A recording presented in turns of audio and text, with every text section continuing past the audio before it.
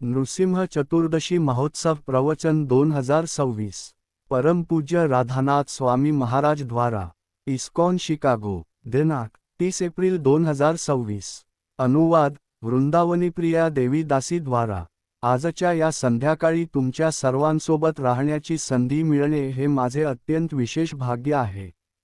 तुम्ही सर्व येथे आलात त्याबद्दल धन्यवाद।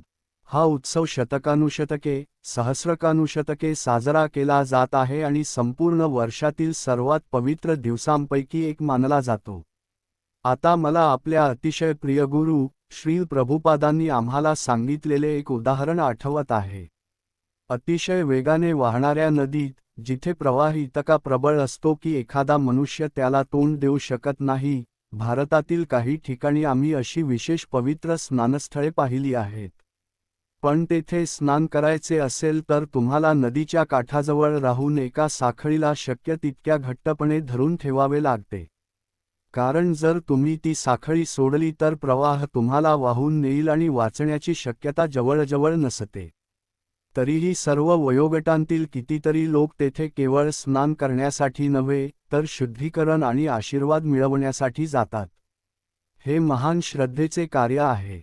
अशा नदीत पृथ्वीवरील सर्वात बलवान प्राण्यांपैकी एक, किंवा आपण म्हणूया की पृथ्वीवरील सर्व सजीवांपैकी सर्वात शक्तिशाली असलेला हत्ती सुद्धा वाहून जाऊ शकतो। कधी कधी तुम्ही हिमालयात गेलात तर रस्त्यांवर मोठ्या हत्तींचे फोटो असलेले फलक दिसतात आणि त्यावर लिहिलेले असते, हत्तींपासून सावध राहा। कारण येथे शिकागो परिसरात कधीकधी हरणांपासून सावध राहा असे लिहिलेले असते आणि त्याचा अर्थ असा की तुमची त्यांच्याशी धक होऊ शकते। पण हिमालयात तशी परिस्थिती नसते। हे हत्ती एखाद्या कारवर, अगदी ट्रकवरही धावून जाऊ शकतात, त्याला उलथवून टाकू शकतात आणि तुडवू शकतात। अशा हत्तींच्या तुडवण्यामुळे दरवर्षी अनेक लोक मृत्युमुखी पडतात।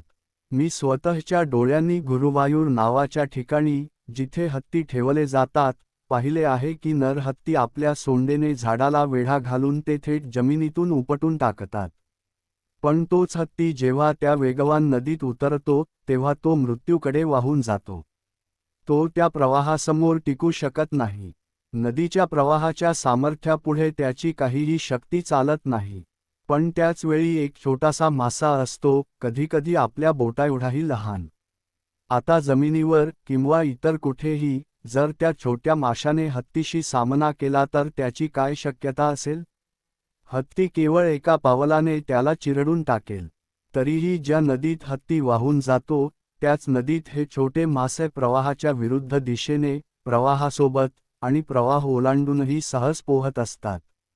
ते अगदी खेळकरपणे वावरत असतात। फरक काय आहे? हत्तीमध्ये प्रचंड शारीरिक सामर्थ्य असले तरी आणि माशामध्ये जवळजवळ काहीच नसले तरी, त्या छोट्या माशाने नदीचा आश्रय कसा घ्यायचा हे शिकले आहे। हत्तीने ते शिकलेले नाही। आणि हेच आज आपण ज्या कथा आणि समारंभाचे पालन करत आहोत त्यामागील मुख्य तत्त्व आहे। येथे एक लहान मूल आहे। तो फक्त 5 वर्षांचा आहे। त्याच्याकडे कोणतीही अलौकिक शक्ती नाही। त्याचे शरीरही फार बलवान नाही। तो केवळ 5 वर्षांचा मुलगा आहे। त्याचे नाव प्रल्हाद आहे। जेव्हा तो आपल्या आईच्या गर्भात होता तेव्हा त्याचे वडील, जे संपूर्ण जगाचे महान विजेते होते, घरापासून दूर होते। खरं तर ते बौद्धिकदृष्ट्या, शारीरिकदृष्ट्या, अलौकिक शक्तीने आणि मानसिक सामर्थ्याने इतके प्रबळ होते की त्यांच्या अनुपस्थितीत त्यांनी जवळजवळ संपूर्ण विश्व जिंकले होते।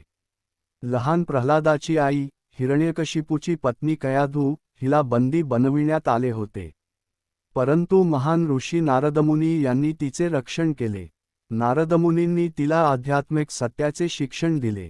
त्यांनी या भौतिक जगाचे स्वरूप, शाश्वत आत्म्याचे स्वरूप, जीवनाचे खरे मूल्य आणि उद्दिष्ट, तसेच मनुष्य सर्वोच्च परमेश्वराचा आश्रय कसा घेऊ शकतो हे समजावून सांगितले।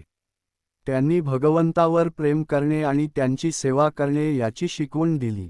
त्या प्रेममय सेवेला भक्ती असे म्हणतात। अजूनही आईच्या गर्भात असतानाच प्रल्हादाने नारदमुनींकडून या शिकवणी ऐकल्या। म्हणूनच जेव्हा प्रल्हादाचा जन्म झाला तेव्हा तो आधीपासूनच आत्मसाक्षात्कार प्राप्त केलेला महात्मा होता। त्याच्या मनात मत्सर नव्हता, स्वार्थ नव्हता, अहंकार नव्हता आणि गर्व नव्हता. तो फक्त भगवंतांवर प्रेम करत होता. त्याचे वडील हिरण्यकशिपू हे सर्वश्रेष्ठ राजांपैकी एक होते. ते केवळ पृथ्वीवरील राज्यांवर नव्हे तर विविध ग्रहलोकांवरही राज्य करत होते. ते रागाने फक्त भुवई उंचावली तरी बलशाली व्यक्ती भयाने थरथर कापत. त्यांनी आपले सामर्थ्य प्राप्त करण्यासाठी अत्यंत कठोर तपश्चर्या केली होती. आज आपण बलवान होण्यासाठी व्यायामशाळेत जातो, व्यायाम करतो आणि शरीराला प्रशिक्षित करतो. त्यामुळे आपण शारीरिकदृष्ट्या शक्तिशाली होऊ शकतो.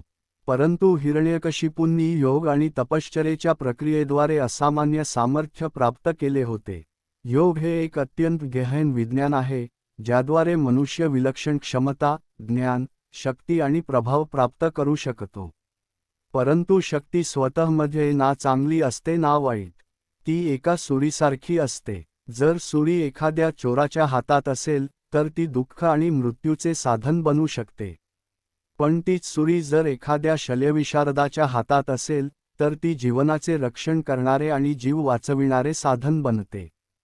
त्याचप्रमाणे हे भौतिक शरीर आणि त्याद्वारे मिळवता येणाऱ्या सर्व गोष्टी, मग त्या कौशल्ये असोत, ज्ञान असो, शक्ती असो, संपत्ती असो किंवा साधने असोत, त्यांचे खरे मूल्य त्या वस्तूंमध्ये नसते.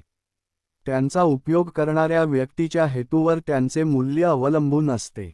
आपण कारचा उपयोग एखाद्या आध्यात्मिक उत्सवाला जाण्यासाठी करू शकतो किंवा त्याच कारचा उपयोग एखाद्याचे घर लुटण्यासाठीही करू शकतो. मग कार चांगली की वाईट, तिचे मूल्य ती वापरणाऱ्या व्यक्तीच्या चेतना आणि स्वतंत्र इच्छेवर अवलंबून असते. हा मानवजातीसाठी सर्वात महत्त्वाच्या धड्यांपैकी एक आहे.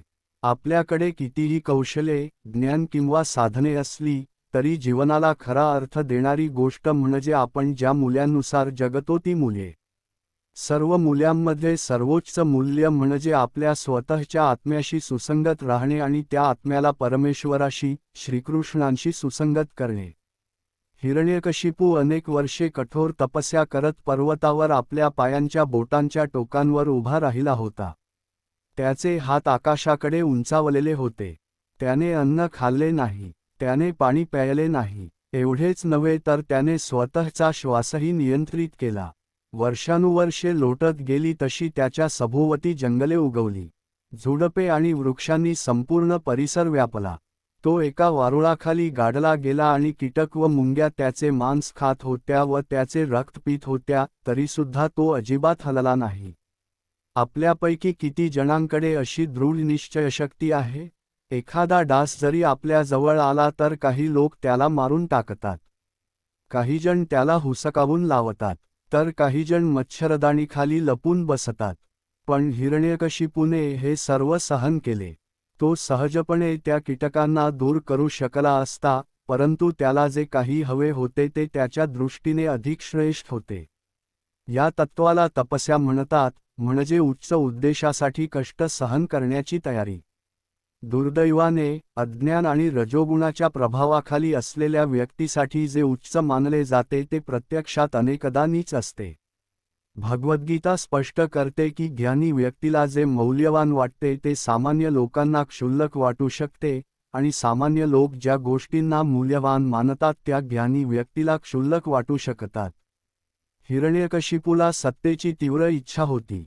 त्याला नियंत्रण हवे होते. त्याला स्वतःला मालक आणि सर्वोच्च भोक्ता बनायचे होते. या तीव्र इच्छेमुळे त्याने तहान आणि भूक स्वेच्छेने सहन केली. तो प्रचंड विशाल आणि अत्यंत शक्तिशाली असूनही त्याने लहान कीटकांना आपले मांस खाऊ दिले आणि आपले रक्त पिऊ दिले.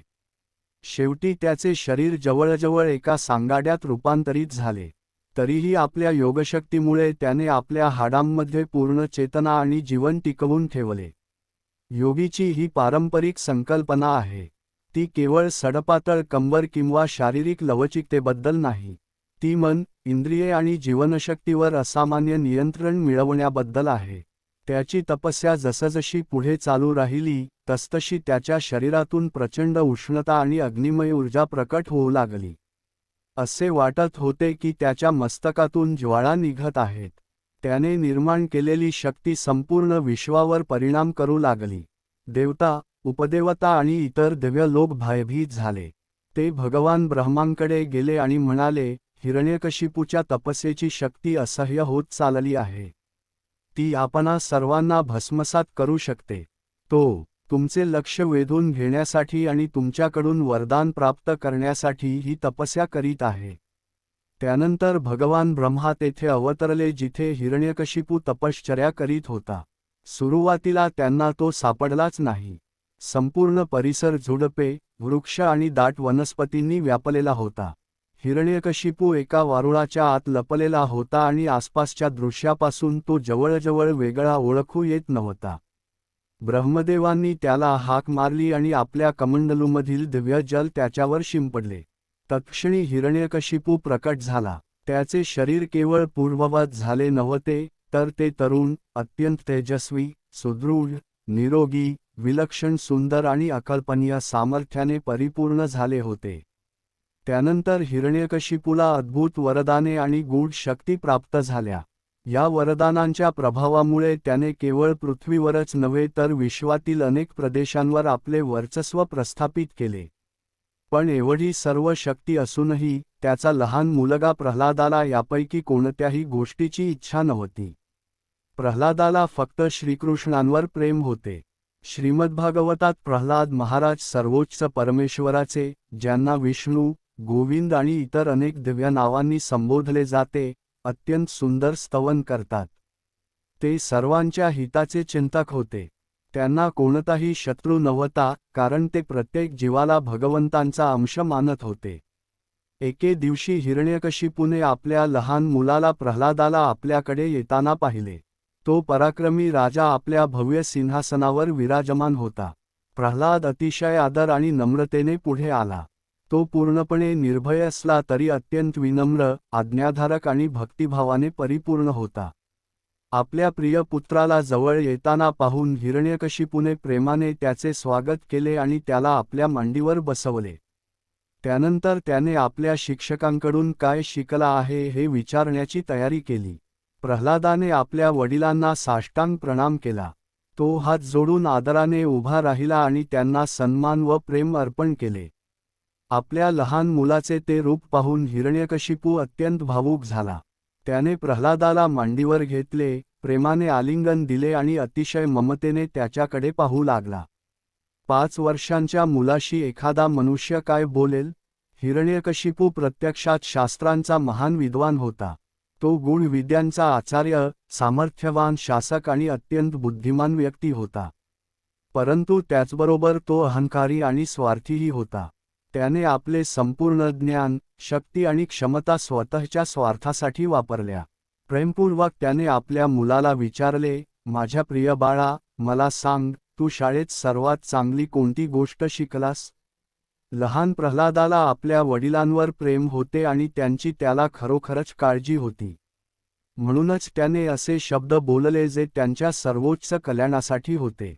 आदरपूर्वक त्यांना संबोधित करत तो म्हणाला, माझ्या प्रिय पिताश्री, हे दैत्यांमधील श्रेष्ठ राजन, जो मनुष्य भौतिक जीवनात गुंतलेला असतो आणि क्षणभंगूर सुखांशी आसक्त असतो, तो दुःखाच्या एका अंधाऱ्या विहिरीत जीवन जगत असतो. मायेमुळे त्याला वाटते की तो सुखी होत आहे, परंतु त्याच्या आसक्ती त्याला अधिकाधिक बंधनात अडकवत राहतात. माझ्या प्रिय पिताश्री, कृपया लोभ, कामवासना, मत्सर आणि क्रोध यांनी भरलेले हे जीवन सोडून द्या. भौतिक भोगांच्या आसक्तीचा त्याग करा आणि सर्वोच्च परमेश्वराचा आश्रय घ्या. तेव्हाच तुम्हाला खरे सुख प्राप्त होईल. हे शब्द ऐकून हिरण्यकशिपू स्तब्ध झाला. तो भगवानाचा द्वेष करीत असे. आपल्या पूर्वजन्मात त्याचा धाकटा भाऊ हिरण्याक्ष याला भगवानांनी वराह अवतार धारण करून वध केले होते. त्यामुळे हिरण्यकशिपूने स्वतःला भगवान विष्णूचा शत्रू घोषित केले होते आणि प्रत्येक संधी मिळेल तेव्हा त्यांचा विरोध करण्याचा निर्धार केला होता. जेव्हा त्याने आपल्या पुत्राचे शब्द ऐकले, तेव्हा सुरुवातीला तो अविश्वासाने हसला. मग तो प्रल्हादाच्या शिक्षकांकडे वळला आणि रागाने विचारले, माझ्या मुलाला या गोष्टी कोणी शिकवल्या? कोणता शत्रू तुमच्या गुरुकुलात शिरला आहे आणि त्याने याच्या मनाला भ्रष्ट केले आहे? याला परत घेऊन जा आणि योग्य शिक्षण द्या. शिक्षक घाबरले. त्यांनी ताबडतोब प्रल्हादाला विचारले, तू या गोष्टी कुठे शिकलास? प्रल्हादाने साधेपणाने उत्तर दिल, मी या गोष्टी माझ्या गुरुकडून शिकलो आहे. शिक्षकांना त्याचे उत्तर समजले नाही. त्यांनी त्याला कधीही विष्णुभक्ती शिकवली नव्हती. प्रल्हाद पुढे म्हणाला, तुम्ही जे शिकवत आहात ते सामान्य भौतिक शिक्षण आहे. तुम्ही शिकवता की एक व्यक्ती मित्र आहे आणि दुसरी शत्रू आहे. तुम्ही इतरांवर कसा विजय मिळवायचा, स्वतःची सत्ता आणि प्रतिष्ठा कशी वाढवायची हे शिकवता. परंतु आध्यात्मिक दृष्टिकोनातून पाहिले तर या उपलब्धी फार प्रभावी नाहीत. जेव्हा आपण परमेश्वराच्या कृपेला विसरतो तेव्हा आपण तात्पुरत्या गोष्टींमध्ये मोहित होतो. परंतु मला प्रत्येकाच्या हृदयात भगवान विराजमान असल्याचे दिसते. त्यामुळे मी कोणालाही माझा शत्रू मानत नाही आणि कोणालाही स्वतःपासून वेगळे मानत नाही. मी सर्व जीवांकडे समदृष्टीने पाहतो. हे ऐकून शिक्षक अत्यंत अस्वस्थ झाले. त्यांनी त्याला रागावले, धमकावले आणि पुन्हा पुन्हा त्याचे मत बदलण्याचा प्रयत्न केला. तरीसुद्धा प्रल्हाद शांत, नम्र आणि आदरयुक्त राहिला. आध्यात्मिक जीवनाविषयी सत्य बोलण्याव्यतिरिक्त तो आदर्श विद्यार्थी होता. तो प्रत्येक विषय मन लावून अभ्यासत असे. तो आपल्या शिक्षकांच्या आज्ञेचे पालन करत असे, वडीलधाऱ्यांचा आदर करत असे आणि सर्वांशी दयाळूपणे वागत असे. त्यामुळे प्रत्यक्षात त्याचे शिक्षक त्याच्यावर खूप अभिमान बाळगत होते. शेवटी त्यांनी त्याला पुन्हा एकदा त्याच्या वडिलांसमोर आणले.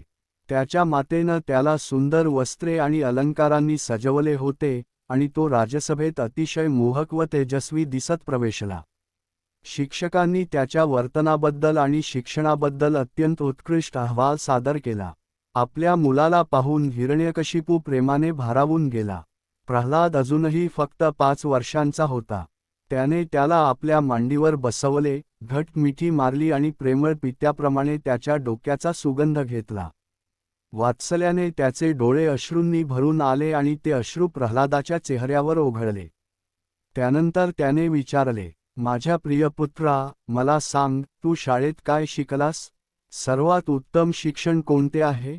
ज्ञानाचा सर्वोच्च विषय कोणता आहे? प्रल्हादाने अत्यंत सौजन्याने, प्रेमाने आणि पूर्ण प्रामाणिकपणे उत्तर दिले. परमेश्वराविषयी शुद्ध प्रेम आणि भक्ती जागृत करण्यासाठी 9 प्रक्रिया आहेत. भगवंतांविषयी श्रवण करणे, श्रवणम. भगवंतांची पवित्र नावे आणि यशोगाथा कीर्तन करणे, कीर्तनम. भगवंतांचे स्मरण करणे, स्मरणम. भगवंतांच्या चरणांची सेवा करणे, पादसेवनम. भगवंतांची पूजा करणे, अर्चनम. भगवंतांना प्रार्थना अर्पण करणे, वंदनम. स्वतःला भगवंतांचा सेवक मानणे, दास्यम. भगवंतांचे सखा बनणे, सख्यम. आपले हृदय आणि संपूर्ण जीवन भगवंतांना पूर्णपणे अर्पण करणे, आत्मनिवेदनम. या 9 प्रक्रिया म्हणजे खरे ज्ञान होय.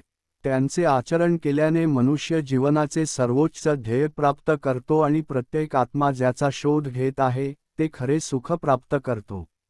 यावेळी हिरण्यकशिपू हसला नाही. तो अत्यंत अस्वस्थ झाला. त्याने शिक्षकांकडे वळून त्यांच्यावर आरोप केला, तुम्ही माझे शत्रू आहात. तुम्ही माझ्या मुलाला काय शिकवत आहात? तुम्ही त्याला माझ्या सर्वात मोठ्या शत्रू विष्णूच्या बाजूने उभे राहायला शिकवत आहात. शिक्षक भयभीत झाले. त्यांनी उत्तर दिले, आम्ही त्याला या गोष्टी शिकविलेल्या नाहीत. आमच्या गुरुकुलात कोणीही असे बोलत नाही. हे त्याच्या स्वभावातच आहे. त्याची प्रवृत्ती नैसर्गिकरित्या भक्तीकडे आहे. आम्ही त्याला बदलू शकत नाही. तेव्हा हिरण्यकशिपूने प्रल्हादाकडे पाहून विचारले, हे सर्व तू कुठून शिकलास? प्रल्हादाने आदरपूर्वक उत्तर दिले, माझ्या प्रिय पिताश्री, जो मनुष्य आपल्या मनावर आणि इंद्रियांवर नियंत्रण ठेवू शकत नाही, जो काम, मत्सर, क्रोध, लोभ, अहंकार आणि मोह यांच्या प्रभावाखाली असतो, तो श्रीकृष्णांना समजू शकत नाही. एखाद्याने स्वतः प्रयत्न केला किंवा इतरांच्या मदतीने प्रयत्न केला तरीही दिव्यकृपेशिवाय सर्वोच्च परमेश्वरांना खऱ्या अर्थाने जाणणे शक्य नाही. दुसऱ्या शब्दांत, प्रल्हाद सांगत होता की भगवंतांना केवळ ते स्वतः एखाद्या प्रामाणिक आणि शुद्ध हृदयासमोर प्रकट झाले तरच समजता येते. प्रल्हाद पुढे आपल्या वडिलांना शिकवू लागला की जीवनाचे खरे उद्दिष्ट म्हणजे आपण शाश्वत आत्मा आहोत ही आपली ओळख जाणणे आणि सर्वोच्च परमेश्वरांशी असलेले आपले नाते समजून घेणे. अनेक प्रकारे तो त्या सत्यांचा उच्चार करीत होता, ज्यांना नंतर श्रीकृष्णांनी भगवद्गीतेत सांगितले. त्याने समजावून सांगितले की भगवान श्रीकृष्ण हे अस्तित्वात असलेल्या प्रत्येक गोष्टीचे सर्वोच्च स्वामी आहेत. ते सर्व भौतिक आणि आध्यात्मिक शक्तींचे सर्वोच्च नियंत्रक आहेत. जेव्हा आपण प्रेमपूर्वक सर्वोच्च परमेश्वरांची सेवा करतो, तेव्हाच खऱ्या शांतीची प्राप्ती होते. त्याने पुढे सांगितले की भगवान हे सुहृद सर्वभूतानाम आहेत, म्हणजे प्रत्येक सजीवाचे शाश्वत हितचिंतक मित्र. भक्ती किंवा सनातन धर्माचा एक अत्यंत महत्त्वाचा भाग म्हणजे सर्व जीवांप्रती भगवंतांच्या करुणेचे आणि मैत्रीचे माध्यम बनणे. प्रल्हाद म्हणाला, माझ्या प्रिय पिताश्री, हेच जीवनाचे खरे ध्येय आहे. तुम्ही अनेक राज्ये जिंकली आहेत, असंख्य लोकांची प्रशंसा आणि शरणागती प्राप्त केली आहे. तुमच्याकडे असामान्य शक्ती आहेत, पण या सर्व उपलब्धी आत्म्याला समाधान देऊ शकत नाहीत. हिरण्यकशिपूकडे इतक्या विलक्षण योगसिद्धी होत्या की तो निसर्गातील तत्वांवरही प्रभाव टाकू शकत होता. त्याला प्राप्त झालेल्या वरदानांमुळे विविध वैश्विक शक्तींचे संचालन करणारे महान देवतासुद्धा त्याच्या अधीन झाले होते. यानंतर प्रल्हादाने आपल्या सर्वात गूढ आणि गहन शिकवणींपैकी एक शिकवण दिली. जोपर्यंत एखादा मनुष्य श्रीकृष्णांवर प्रेम करणाऱ्या शुद्ध भक्तांच्या चरणकमळांच्या धुळीत स्नान करीत नाही, तोपर्यंत त्याच्या हृदयाचे शुद्धीकरण होत नाही आणि श्रीकृष्ण खरोखर कोण आहेत हे त्याला समजू शकत नाही. दुसऱ्या शब्दांत, प्रल्हादाने शिकवले की खरी महानता जगावर नियंत्रण मिळविण्यात नाही. खरी महानता म्हणजे सर्वोच्च परमेश्वरांच्या सेवकाच्या सेवकाचा सेवक बनण्यात आहे. जेव्हा हिरण्यकशिपूने हे शब्द ऐकले, तेव्हा तो संतापाने पेटून उठला. क्रोधाच्या भरात त्याने प्रल्हादाला आपल्या मांडीवरून उचलले आणि जमिनीवर फेकून दिले. हा माझ्या शत्रूच्या बाजूला गेला आहे. हिरण्यकशिपू गर्जला. त्याला कोणत्याही प्रकारे ठार मारलेच पाहिजे. त्याने लगेचच आपल्या रक्षकांना आणि सैनिकांना त्या मुलाला ठार मारण्याची आज्ञा दिली. हिरण्यकशिपूकडे प्रचंड सैन्यदल होते, अशी विशाल सेना की ज्याची कल्पना आज आपण सहजपणे करू शकत नाही. पण त्या सर्व सामर्थ्यापुढे उभा होता केवळ एक 5 वर्षांचा मुलगा. तरीही राजाने आदेश दिला, याला ठार मारा. आपल्या आदेशाचे समर्थन करण्यासाठी हिरण्यकशिपूने एक दृष्टांत सांगितला. एखादी औषधी वनस्पती मानवी जातीची नसते, तरी ती आपल्याला लाभदायक असल्यामुळे आपण तिचा आदर करतो आणि तिचे संरक्षण करतो. दुसरीकडे, जर आपल्या शरीराचा एखादा अवयव रोगग्रस्त झाला आणि संपूर्ण शरीरासाठी धोकादायक ठरला, तर तो कापून टाकावा लागतो. अन्यथा संपूर्ण शरीर नष्ट होऊ शकते. आणि मग त्याने निष्कर्ष काढला, जरी प्रल्हाद माझा मुलगा असला, तरी तो माझा शत्रू बनला आहे. म्हणून त्याचा मृत्यू झाला पाहिजे. परंतु यात एक विलक्षण विडंबना होती. प्रल्हाद आपल्या वडिलांवर कोणालाही कल्पना करता येणार नाही इतके प्रेम करीत होता. तो त्यांचा विरोध करण्याचा प्रयत्न करत नव्हता. उलट तो त्यांना वाचविण्याचा प्रयत्न करीत होता. त्याने जे काही सांगितले ते केवळ प्रामाणिकपणामुळे, करुणेमुळे आणि आपल्या वडिलांच्या कल्याणाविषयीच्या खऱ्या काळजीमुळे सांगितले. प्रल्हादाची करुणा ही श्रीमद्भागवतात वर्णिलेल्या सर्वात अद्भुत गुणांपैकी एक आहे. तो सहजपणे सुखी आणि शांत जीवन जगू शकला असता. जेव्हा त्याच्या वडिलांनी विचारले होते, तू शाळेत सर्वात उत्तम कोणता विषय शिकलास? तेव्हा प्रल्हाद सहज उत्तर देऊ शकला असता, गणित, इतिहास किंवा विज्ञान. असे एखादे निरुपद्रवी उत्तर त्याच्या वडिलांना आनंदित केले असते आणि त्याच्यावर प्रेम, संपत्ती आणि विशेष सवलतींचा वर्षाव झाला असता. परंतु प्रल्हादाची करुणा वरवरच्या मुत्सद्देगिरीपेक्षा खूप खोल होती. तो कोणताही वाद जिंकण्यासाठी उपदेश करत नव्हता. तो आपल्या वडिलांचा पराभव करण्याचा किंवा त्यांचे मतपरिवर्तन करण्याचा प्रयत्न करत नव्हता. तो अनुयायी मिळवण्यासाठी किंवा प्रसिद्धी मिळवण्यासाठी बोलत नव्हता. तो बोलत होता कारण त्याला खरोखरच त्यांची काळजी होती. खरा भक्त इतरांच्या आध्यात्मिक कल्याणासाठी स्वतःचा आराम, सुरक्षितता आणि अगदी स्वतःचे जीवनही धोक्यात घालण्यास तयार असतो. प्रल्हादाला माहीत होते की त्याचे शब्द त्याच्या वडिलांच्या क्रोधाला कारणीभूत ठरू शकतात, तरीही जीवनाचे खरे उद्दिष्ट समजावून सांगण्याची संधी मिळाल्यावर तो शांत राहू शकला नाही. प्रल्हाद महाराजांच्या प्रेमाची खोली अशी होती की जरी त्याला धमकावले गेले, नाकारले गेले आणि छळले गेले, तरीही त्याने आपल्या वडिलांच्या शाश्वत कल्याणाची इच्छा कधीही सोडली नाही. प्रल्हाद आपल्या वडिलांविषयी अत्यंत चिंतित होता. त्याला दिसत होते की हिरण्यकशिपू असंख्य जीवांना दुःख आणि वेदना देत आहे, आणि त्याला हेही माहीत होते की त्या सर्व कर्मांची फळे त्याला एक दिवस भोगावी लागतील. त्याला दिसत होते की त्याचे वडील आपल्या खऱ्या आध्यात्मिक स्वरूपाविषयी पूर्णपणे अज्ञानात आहेत. ज्या प्रमाणात आपण आपल्या खऱ्या स्वरूपाला समजू लागतो, त्या प्रमाणात आपल्याला हे जाणवू लागते की आपण हे तात्पुरते शरीर आणि मन नाही. आपण शाश्वत आत्मा आहोत, भगवानांचे अंश आहोत. आपली सर्वोच्च क्षमता म्हणजे आध्यात्मिक आनंदाचा अनुभव घेणे, भगवानांचे प्रेम अनुभवणे आणि प्रत्युत्तरात भगवानांवर प्रेम करणे. जेव्हा आपण या सत्यांना समजू लागतो आणि त्यांची अनुभूती घेऊ लागतो, तेव्हा या जगातील तथाकथित यश आणि उपलब्धी वरवरच्या आणि तात्पुरत्या वाटू लागतात. खरे तर आपण किती काळ जगतो? इतिहास हा मुख्यतः येणाऱ्या आणि जाणाऱ्या लोकांची कथा आहे. या जगातून निघून जाताना त्यांपैकी कोणी काय सोबत नेले? श्रील प्रभुपाद नेहमी समजावून सांगत असत की जेव्हा आपण भौतिक यश आणि उपलब्धींनी वेढलेले असतो, तेव्हा आपण त्यांचा अभिमान बाळगतो, त्यांच्यामुळे मदोन्मत्त होतो आणि त्यांच्याच मोहात पडतो.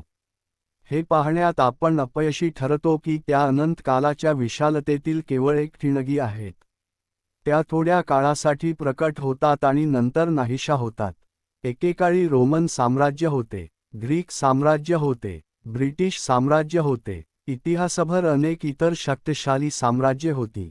त्यांपैकी काही शेकडो वर्षे टिकली, तरी आज बहुतेक लोकांना त्यांच्याविषयी किती माहिती आहे? त्यांचा इतिहास समजून घेण्यासाठी विशेषतः त्यांचा अभ्यास करावा लागतो. त्यांचे वैभव उगवले आणि मावळले. त्यांचे शासक आले आणि गेले. काळाने अखेरीस सर्व काही हिरावून घेतले. म्हणूनच जीवनातील खऱ्या अर्थाने मौल्यवान उपलब्धी त्या आहेत, ज्या आपल्याला आपल्या शाश्वत स्वरूपाशी आणि भगवानांच्या सान्निध्याशी जोडतात. खरे यश म्हणजे आपण कृष्णाचे शाश्वत सेवक आहोत हे समजून घेणे आणि प्रत्येक जीवाला भगवानांचे अपत्य म्हणून ओळखणे. दरम्यान, हिरण्यकशिपूच्या सैनिकांनी लहान प्रल्हादाला मारण्यासाठी शक्य होईल ते प्रत्येक प्रयत्न केले. प्रल्हादाने स्वतःचे संरक्षण करण्याचा कोणताही प्रयत्न केला नाही. एक 5 वर्षांचा बालक बलवान योद्ध्यांसमोर काय करू शकला असता? तो निरागस होता, सौम्य होता आणि सर्वांशी दयाळूपणे वागत होता. तरीही तो पूर्णपणे सत्यनिष्ठ होता आणि आपल्या भक्तीत अढळ होता. हिरण्यकशिपू अत्यंत शक्तिशाली होता, एखाद्या प्रचंड बलशाली हत्तीप्रमाणे. त्याच्या तुलनेत प्रल्हाद लहान आणि नगण्य वाटत होता. परंतु भक्ताची शक्ती पूर्णपणे वेगळ्या स्रोतामधून येते. प्रल्हाद आपल्या वडिलांविषयी अत्यंत चिंतित होता. त्याला दिसत होते की हिरण्यकशिपू असंख्य जीवांना दुःख आणि वेदना देत आहे, आणि त्याला हेही माहीत होते की त्या सर्व कर्मांची फळे त्याला एक दिवस भोगावी लागतील. त्याला दिसत होते की त्याचे वडील आपल्या खऱ्या आध्यात्मिक स्वरूपाविषयी पूर्णपणे अज्ञानात आहेत. ज्या प्रमाणात आपण आपल्या खऱ्या स्वरूपाला समजू लागतो, त्या प्रमाणात आपल्याला हे जाणवू लागते की आपण हे तात्पुरते शरीर आणि मन नाही. आपण शाश्वत आत्मा आहोत, भगवानांचे अंश आहोत. आपली सर्वोच्च क्षमता म्हणजे आध्यात्मिक आनंदाचा अनुभव घेणे, भगवानांचे प्रेम अनुभवणे आणि प्रत्युत्तरात भगवानांवर प्रेम करणे. जेव्हा आपण या सत्यांना समजू लागतो आणि त्यांची अनुभूती घेऊ लागतो, तेव्हा या जगातील तथाकथित यश आणि उपलब्धी वरवरच्या आणि तात्पुरत्या वाटू लागतात. खरे तर आपण किती काळ जगतो? इतिहास हा मुख्यतः येणाऱ्या आणि जाणाऱ्या लोकांची कथा आहे. या जगातून निघून जाताना त्यांपैकी कोणी काय सोबत नेले? श्रील प्रभुपाद नेहमी समजावून सांगत असत की जेव्हा आपण भौतिक यश आणि उपलब्धींनी वेढलेले असतो, तेव्हा आपण त्यांचा अभिमान बाळगतो, त्यांच्यामुळे मदोन्मत्त होतो आणि त्यांच्याच मोहात पडतो. हे पाहण्यात आपण अपयशी ठरतो की त्या अनंत कालाच्या विशालतेतील केवळ एक ठिणगी आहेत. त्या थोड्या काळासाठी प्रकट होतात आणि नंतर नाहीशा होतात. एकेकाळी रोमन साम्राज्य होते, ग्रीक साम्राज्य होते, ब्रिटिश साम्राज्य होते, इतिहासभर अनेक इतर शक्तिशाली साम्राज्ये होती. त्यांपैकी काही शेकडो वर्षे टिकली, तरी आज बहुतेक लोकांना त्यांच्याविषयी किती माहिती आहे? त्यांचा इतिहास समजून घेण्यासाठी विशेषतः त्यांचा अभ्यास करावा लागतो. त्यांचे वैभव उगवले आणि मावळले. त्यांचे शासक आले आणि गेले. काळाने अखेरीस सर्व काही हिरावून घेतले. म्हणूनच जीवनातील खऱ्या अर्थाने मौल्यवान उपलब्धी त्या आहेत, ज्या आपल्याला आपल्या शाश्वत स्वरूपाशी आणि भगवानांच्या सान्निध्याशी जोडतात.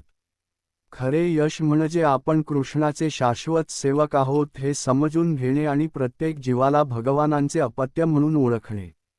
दरम्यान, हिरण्यकशिपूच्या सैनिकांनी लहान प्रल्हादाला मारण्यासाठी शक्य होईल ते प्रत्येक प्रयत्न केले. प्रल्हादाने स्वतःचे संरक्षण करण्याचा कोणताही प्रयत्न केला नाही. एक 5 वर्षांचा बालक बलवान योद्ध्यांसमोर काय करू शकला असता? तो निरागस होता, सौम्य होता आणि सर्वांशी दयाळूपणे वागत होता. तरीही तो पूर्णपणे सत्यनिष्ठ होता आणि आपल्या भक्तीत अढळ होता. हिरण्यकशिपू अत्यंत शक्तिशाली होता, एखाद्या प्रचंड बलशाली हत्तीप्रमाणे. त्याच्या तुलनेत प्रल्हाद लहान आणि नगण्य वाटत होता. परंतु भक्ताची शक्ती पूर्णपणे वेगळ्या स्रोतामधून येते. भगवद्गीतेमध्ये कृष्ण सांगतात की सर्व प्रकारच्या क्षमतांचे मूळ स्रोत तेच आहेत. बुद्धी, शक्ती, ज्ञान, स्मृती आणि सामर्थ्य तेच प्रदान करतात. सर्व भौतिक आणि आध्यात्मिक शक्तींमागील कार्यरत तत्त्व तेच आहेत.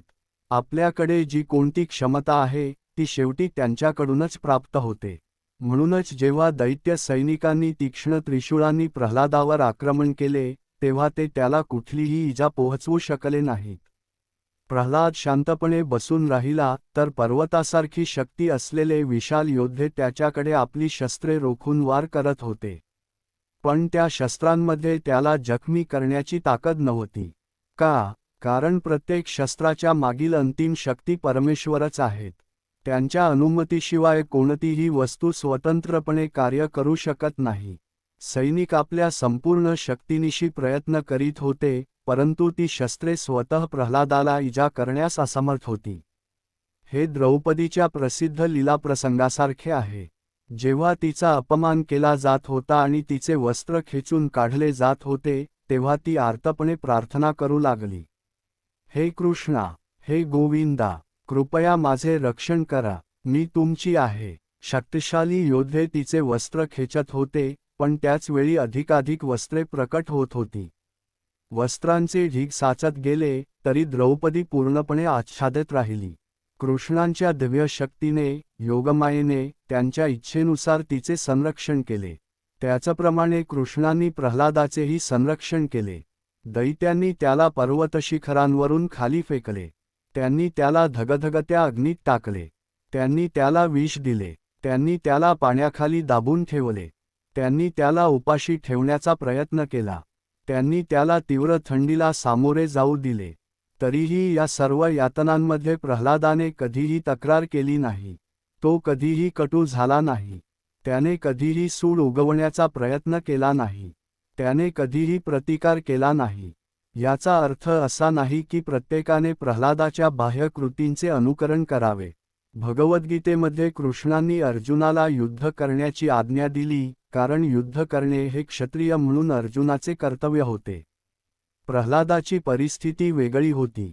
तो केवळ 5 वर्षांचा बालक होता आणि त्याचा धर्मही वेगळा होता. प्रल्हादाने फक्त आपले हृदय पूर्णपणे कृष्णांना समर्पित केले होते.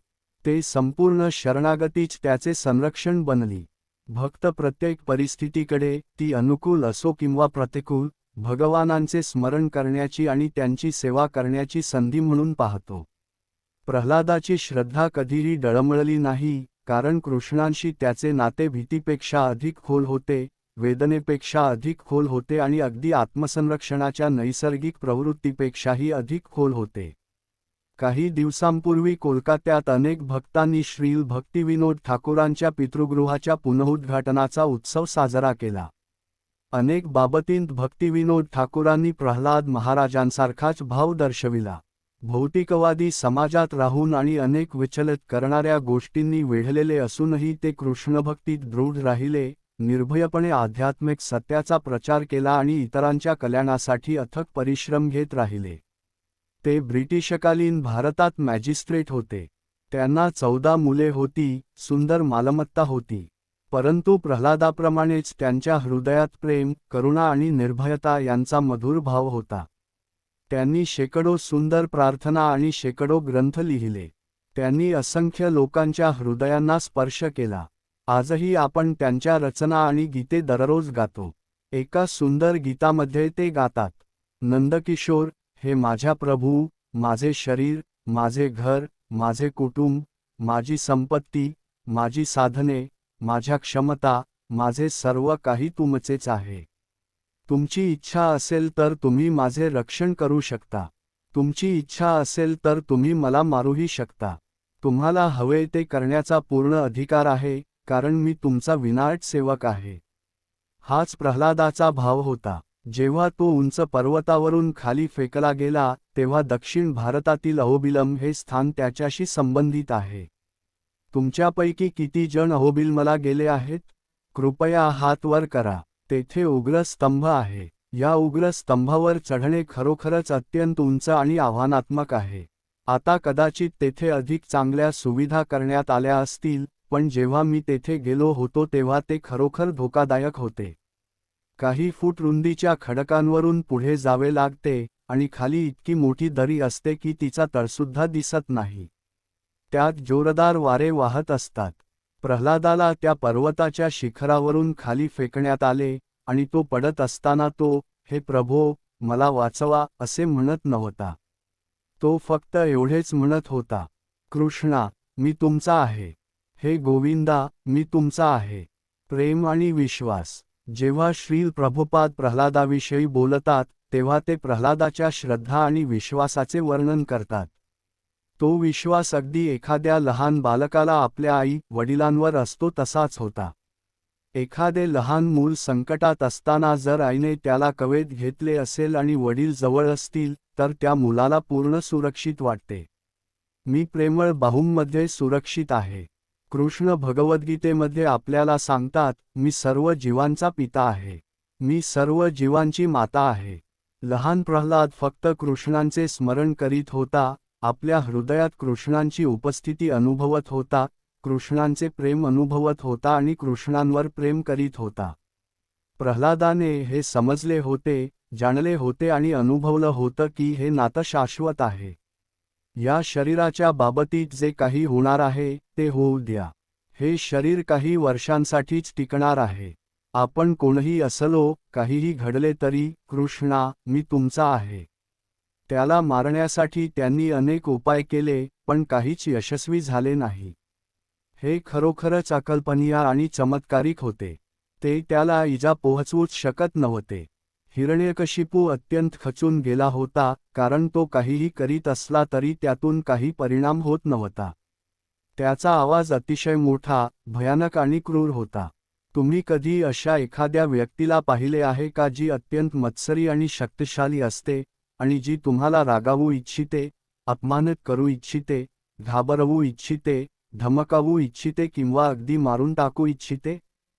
हिरण्यकशिपू सर्व प्रकारे प्रयत्न करीत होता. परंतु हिरण्यकशिपूला सर्वात जास्त वेदना कोणत्या गोष्टीची होत होती? तो काहीही करो, तो प्रल्हादाला स्वतःवर रागावायला भाग पाडू शकत नव्हता. तो प्रल्हादाला त्याच्यावरचे प्रेम थांबवायला भाग पाडू शकत नव्हता. ही गोष्ट त्याला अत्यंत अस्वस्थ करीत होती. शिक्षकांनी पाहिले की हिरण्यकशिपू खूपच खिन्न अवस्थेत जमिनीकडे पाहत बसला आहे. तो म्हणाला, जर मी त्याला नियंत्रित करू शकलो नाही, तर तोच माझ्या मृत्यूचे कारण बनेल. काही लोक अशाच प्रकारे विचार करतात. जर मी तुला नियंत्रित करू शकलो नाही, तर तू मला नष्ट करशील. मला प्रत्येक गोष्ट आणि प्रत्येक व्यक्तीवर नियंत्रण ठेवलेच पाहिजे. ज्याला हिरण्यकशिपू पूर्णपणे नियंत्रित करू शकत नव्हता, तो त्याच्यासाठी एक धोका होता. परंतु प्रल्हादासाठी कोणीही धोका नव्हता, कारण तो भगवानांच्या प्रेमाचा अनुभव घेत होता. शिक्षकांनी हिरण्यकशिपूला सांगितले, खिन्न होऊ नका. तुम्ही फक्त भुवया उंचावल्या तरी देवताही आणि महान विजयी राजेसुद्धा भीतीने थरथर कापतात. तुम्ही सर्वांना जिंकले आहे. तो फक्त 5 वर्षांचा मुलगा आहे. त्याला इतके गंभीरपणे घेऊ नका.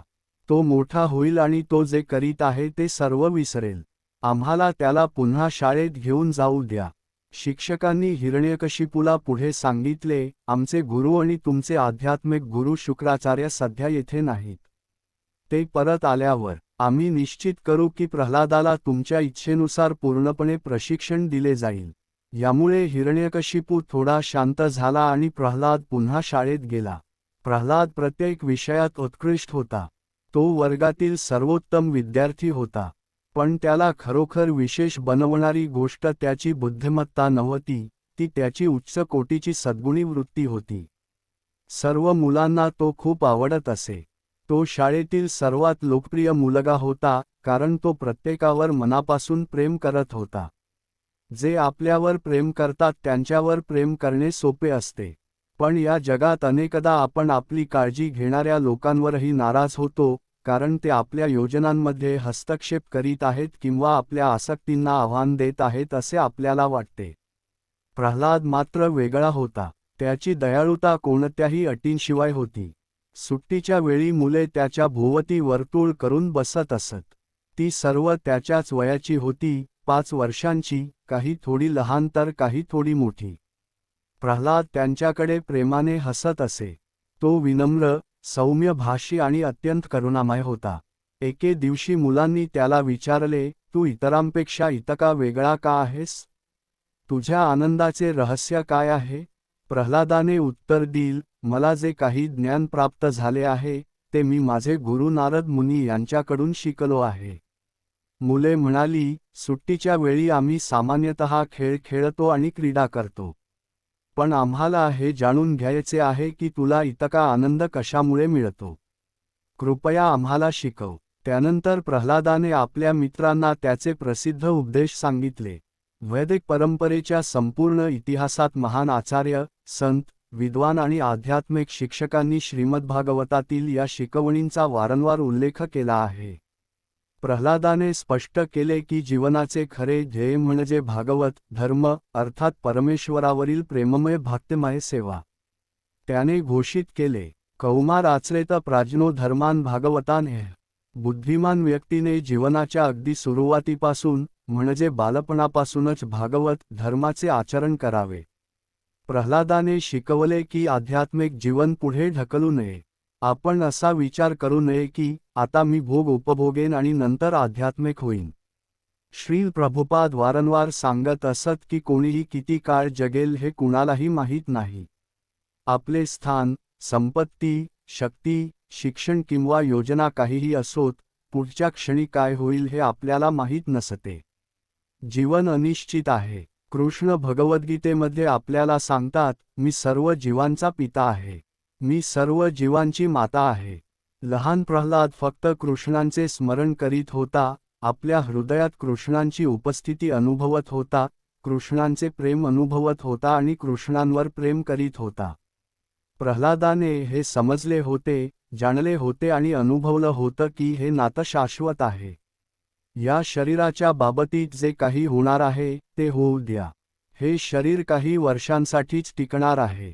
आपण कोणीही असलो, काहीही घडले तरी, कृष्णा, मी तुमचा आहे. त्याला मारण्यासाठी त्यांनी अनेक उपाय केले, पण काहीच यशस्वी झाले नाही. हे खरोखरच अकल्पनीय आणि चमत्कारिक होते. ते त्याला इजा पोहोचवूच शकत नव्हते. हिरण्यकशिपू अत्यंत खचून गेला होता, कारण तो काहीही करीत असला तरी त्यातून काही परिणाम होत नव्हता. त्याचा आवाज अतिशय मोठा, भयानक आणि क्रूर होता. तुम्ही कधी अशा एखाद्या व्यक्तीला पाहिले आहे का जी अत्यंत मत्सरी आणि शक्तिशाली असते, आणि जी तुम्हाला रागावू इच्छिते, अपमानित करू इच्छिते, घाबरवू इच्छिते, धमकावू इच्छिते किंवा अगदी मारून टाकू इच्छिते? हिरण्यकशिपू सर्व प्रकारे प्रयत्न करीत होता. परंतु हिरण्यकशिपूला सर्वात जास्त वेदना कोणत्या गोष्टीची होत होती? तो काहीही करो, तो प्रल्हादाला स्वतःवर रागावायला भाग पाडू शकत नव्हता. तो प्रल्हादाला त्याच्यावरचे प्रेम थांबवायला भाग पाडू शकत नव्हता. ही गोष्ट त्याला अत्यंत अस्वस्थ करीत होती. शिक्षकांनी पाहिले की हिरण्यकशिपू खूपच खिन्न अवस्थेत जमिनीकडे पाहत बसला आहे. तो म्हणाला, जर मी त्याला नियंत्रित करू शकलो नाही तर तोच माझ्या मृत्यूचे कारण बनेल. काही लोक अशाच प्रकारे विचार करतात. जर मी तुला नियंत्रित करू शकलो नाही तर तू मला नष्ट करशील. मला प्रत्येक गोष्ट आणि प्रत्येक व्यक्तीवर नियंत्रण ठेवलेच पाहिजे. ज्याला हिरण्यकशिपू पूर्णपणे नियंत्रित करू शकत नव्हता तो त्याच्यासाठी एक धोका होता. परंतु प्रल्हादासाठी कोणीही धोका नव्हता, कारण तो भगवानांच्या प्रेमाचा अनुभव घेत होता. शिक्षकांनी हिरण्यकशिपूला सांगितले, खिन्न होऊ नका. तुम्ही फक्त भुवया उंचावल्या तरी देवताही आणि महान विजयी राजेसुद्धा भीतीने थरथर कापतात. तुम्ही सर्वांना जिंकले आहे. तो फक्त 5 वर्षांचा मुलगा आहे. त्याला इतके गंभीरपणे घेऊ नका. तो मोठा होईल आणि तो जे करीत आहे ते सर्व विसरेल. आम्हाला त्याला पुन्हा शाळेत घेऊन जाऊ द्या. शिक्षकांनी हिरण्यकशिपूला पुढे सांगितले, आमचे गुरु आणि तुमचे आध्यात्मिक गुरु शुक्राचार्य सध्या येथे नाहीत. ते परत आल्यावर आम्ही निश्चित करू की प्रल्हादाला तुमच्या इच्छेनुसार पूर्णपणे प्रशिक्षण दिले जाईल. यामुळे हिरण्यकशिपू थोडा शांत झाला आणि प्रल्हाद पुन्हा शाळेत गेला. प्रल्हाद प्रत्येक विषयात उत्कृष्ट होता. तो वर्गातील सर्वोत्तम विद्यार्थी होता. पण त्याला खरोखर विशेष बनवणारी गोष्ट त्याची बुद्धिमत्ता नव्हती, ती त्याची उच्च कोटीची सद्गुणी वृत्ती होती. सर्व मुलांना तो खूप आवडत असे. तो शाळेतील सर्वात लोकप्रिय मुलगा होता, कारण तो प्रत्येकावर मनापासून प्रेम करत होता. जे आपल्यावर प्रेम करतात त्यांच्यावर प्रेम करणे सोपे असते. पण या जगात अनेकदा आपण आपली काळजी घेणाऱ्या लोकांवरही नाराज होतो, कारण ते आपल्या योजनांमध्ये हस्तक्षेप करीत आहेत किंवा आपल्या आसक्तींना आव्हान देत आहेत असे आपल्याला वाटते. प्रल्हाद मात्र वेगळा होता. त्याची दयाळुता कोणत्याही अटींशिवाय होती. सुट्टीच्या वेळी मुले त्याच्या भोवती वर्तुळ करून बसत असत. ती सर्व त्याच्याच वयाची होती, 5 वर्षांची, काही थोडी लहान तर काही थोडी मोठी. प्रल्हाद त्यांच्याकडे प्रेमाने हसत असे. तो विनम्र, सौम्यभाषी आणि अत्यंत करुणामय होता.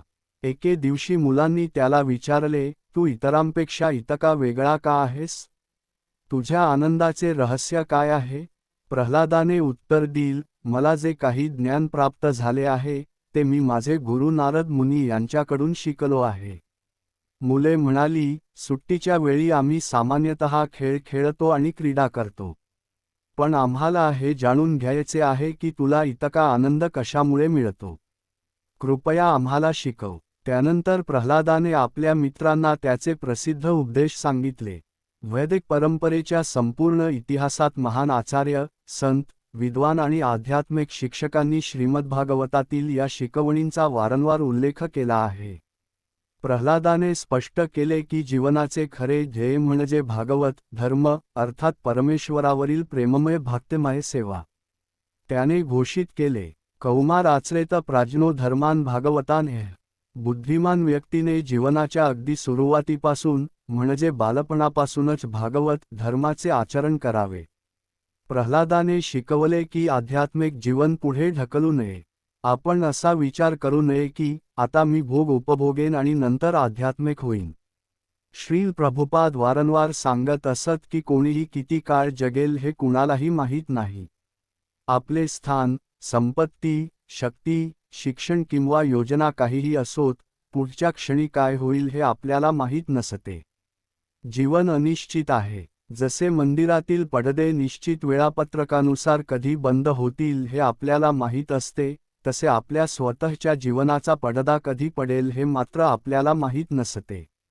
काही दिवसांपूर्वी मी लंडनमध्ये होतो. गेल्या काही आठवड्यांत मला समजले की माझे काही अतिशय प्रिय मित्र अचानक या जगातून निघून गेले. मला इराणमधील काही लोक भेटले जे त्यांच्या कुटुंबियांबद्दल आणि घरांबद्दल चिंता व्यक्त करत होते. मला युक्रेनमधील लोक भेटले ज्यांची कुटुंबे अजूनही अत्यंत कठीण परिस्थितीत जीवन जगत आहेत. आपण जिथे पाहतो तिथे आजारपण, अपघात, संघर्ष, अनिश्चितता आणि हानी दिसून येते. हृदयरोग, कर्करोग, वाहन अपघात, साथीचे रोग, युद्धे, राजकीय दडपशाही आणि असंख्य इतर संकटे आपल्याला सतत स्मरण करून देतात की हे भौतिक जीवन प्रत्यक्षात किती नाजूक आहे. मग आध्यात्मिक जीवन स्वीकारण्यासाठी आपण वृद्ध होईपर्यंत वाट पाहणे याचा खरा अर्थ काय? प्रत्येक क्षण अमूल्य आहे. श्रीमद्भागवताचे कथन श्री शुकदेव गोस्वामींनी केले, जे त्यावेळी सुमारे 16 वर्षांचे होते.